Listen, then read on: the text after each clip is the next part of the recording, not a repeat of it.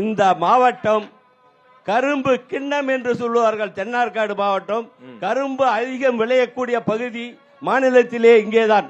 ஆனால் கரும்பிற்கு இன்றைக்கு தேர்தல் அறிக்கையிலே இன்றைக்கு 4500 கொடுக்கிறேன் என்று கூறியிருக்கார்கள். 2 கட்சிக்காரர்கள் சொல்லியிருக்காங்க.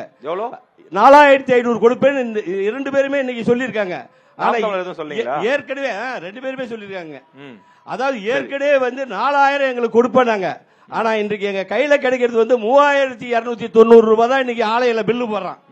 ஏன்னா 4000 சொல்லிட்டு அந்த 4000 எப்போ கிடைக்கும் சொல்லி, அதாவது அவங்க இதே சட்டசபையில் அண்ணா திமுக தோல்மை கட்சிகள் எல்லாம் இருந்தது. ஆனால் இந்த கரும்புக்கு உண்டான பணத்தை இதுவரை 4000 எதிர்கட்சிகளும் கேட்கவில்லை, தோழமை கட்சிகளும் கேட்கவில்லை, ஆளுங்கட்சியும் எங்களுக்கு கொடுக்கவில்லை. புரிஞ்சிச்சு ஐயா. ரொம்ப சுருக்கமா ரொம்ப கேள்வி இருக்கு.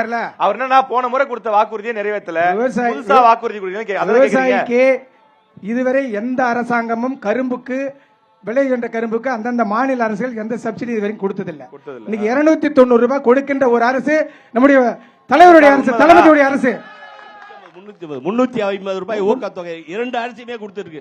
இந்த அரசுமே கொடுத்திருக்கா? இல்ல பேருமே ஊக்கத்தொகை கொடுத்திருக்காங்க. இல்ல போன்ற வருஷம் போன நிதியாண்டுக்கு 290, இந்த ஆண்டு அரைவை பருவத்துக்கு 350 ரூபாயை கொடுக்கறாங்க.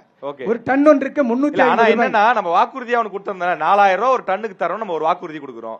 முதல் 4 வருஷத்துல பண்ண முடியல, 5வது வருஷத்துலயாவது பண்ணி கொடுக்கணும்ல. ஒரு டன்னுக்கு சராசரியா 40 டன் கிடைக்கும். 350 ரூபாய் ஒரு டன்னுக்கு. 14000 ரூபாய் ஒரு ஏக்கர் விவசாயிக்கு 14000 ரூபாய் அரசு மானியமா இன்னைக்கு கொடுத்தவர் தமிழ்நாட்டின் முதல்வர் தளபதி தானே.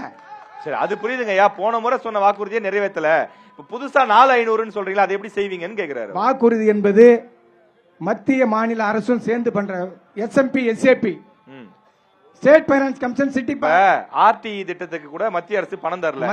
கல்விக்கு சார் மாநில அரசு கொடுத்து பண்ணது இல்ல, விவசாயிகளுக்கும் பண்ணலாம். விலை நிர்ணயம் என்பது மத்திய அரசு தான் சார். மாநில அரசு நிர்ணயம் பண்ண முடியாது. சர்க்கரையை பொறுத்த வரைக்கும் மத்திய அரசு ஊக்கத்தொகையும் கொடுக்கலாம்ல, தரலாம்ல.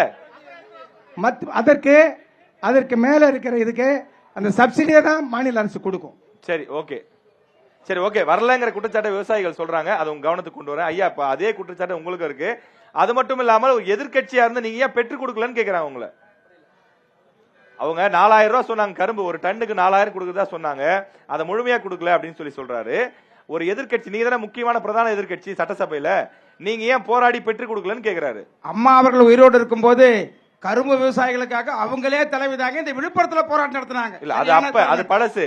5 ஆண்டுகள்ல நம்ம கரும்பு விவசாயிகளுக்கு உரிய விலை கிடைக்க அதிமுக செய்த போராட்டம் என்ன? நிறைய போராட்டம் பண்ணிருக்கிறோம். அதாவது இந்த மாநிலத்துல உரிய விலை கிடைக்கலையே, கடைசி வரைக்கும் கிடைக்கலன்னா கொடுக்க வேண்டிய இடத்துல நாங்க இல்லையே. நீங்க போராடி இருக்கணுமே. பண்ணிருக்கிறோம். அதுக்கு தானே எதிர்கட்சி அவரு தமிழ்நாட்டிலே தப்பா சொல்றாரு. போராடுறது அவர் இல்ல, திராவிட முன்னேற்ற கழகம் தான் தலைவர் தலைமையில இப்ப இருக்கிற தமிழ்நாட்டின் முதல்வர் தலைமையில போராட்டம் நடந்தது.